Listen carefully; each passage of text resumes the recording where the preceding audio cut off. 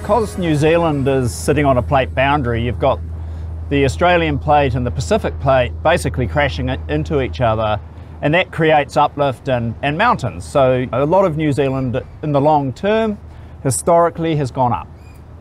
Something interesting is happening off the eastern margin of the North Island of New Zealand, and that is where the Pacific plate is going down, being pushed down under the Australian plate,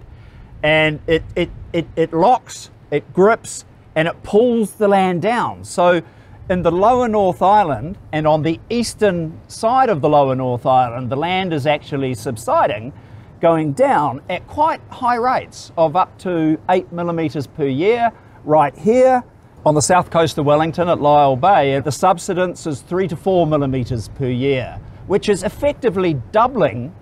the amount of sea level rise we can expect